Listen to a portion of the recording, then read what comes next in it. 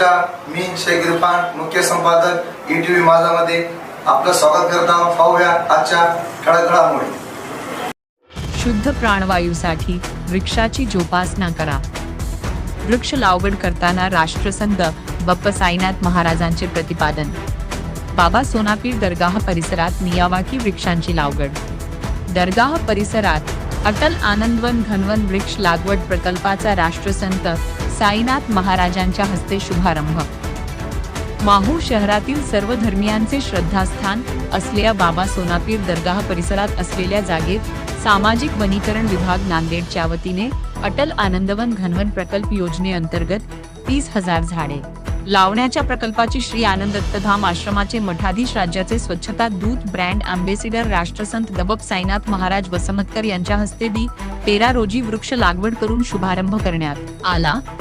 सामाजिक वनीकरण विभागाच्या किनवट कार्यालयाकडून 2.5 एकर मध्ये टप्प्याटप्प्याने 30,000 वृक्षांची लागवड येथे होणार आहे. 12,000 वृक्ष लागवडीची सुरुवात माहूर शहरात बाबा सोनापीर दरगाह परिसरात अटल आनंदवन घनवन योजनेअंतर्गत मियावाकी पद्धतीने.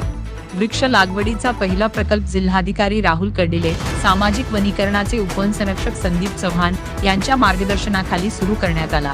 या कार्यक्रमाच्या उद्घाटन प्रसंगी राष्ट्रसंत बाप्पा साईनाथ महाराज वसमतकर यांचे सह सामाजिक वनीकरणाचे वनपरिक्षेत्र अधिकारी S.H. संघई, सोनापीर बाबा दरगाहचे मुतवल्ली मुजावर बाबर अहमद, फकीर मोहम्मद वनपाल, माफी सूर्यवंशी पत्रकार विजय आमले वनपाल, S.B. दासरवाड पत्रकार वसंतराव कपाटे, ग्राम महसूल अधिकारी चंद्रकांत बाबर, पत्रकार मनोज कीर्तने, श्री आनंद दत्तधाम आश्रमाचे प्रवक्ते भाऊराव पाटील हडसणीकर, पत्रकार राज ठाकूर, इलियास बावाणी, सय्यद किरमाणी, नवरास्ट माझाचे प्रतिनिधी अंबादास मुक्ते, गोपाल चव्हाण यांच्यासह वनरक्षक S.D. खामकर, सारिका माहुरे, गीते मॅडम, विशाल डोयफोडे यांचेसह मान्यवर उपस्थित होते. यावेळी राष्ट्रसंत बाप्पा साईनाथ महाराजांनी कोरोना काळात लाखो लोकांना प्राणवायू देत वृक्षांनी वाचविल्याचे सांगत, वृक्षापासून मिळणारे ऑक्सिजन हे पुढील काळात येणाऱ्या अनेक संकटापासून वाचविणारे असल्याने प्रत्येक घरात नागरिकांनी वृक्षांची जोपासना करावी असे आवाहन यावेळी केले. कार्यक्रमाचे सूत्रसंचालन वनरक्षक S.D. खामकर यांनी केले. आभार प्रदर्शन वनपरिक्षेत्र अधिकारी S.H. संघई यांनी केले. यावेळी मोठ्या संख्येने नागरिक उपस्थित होते.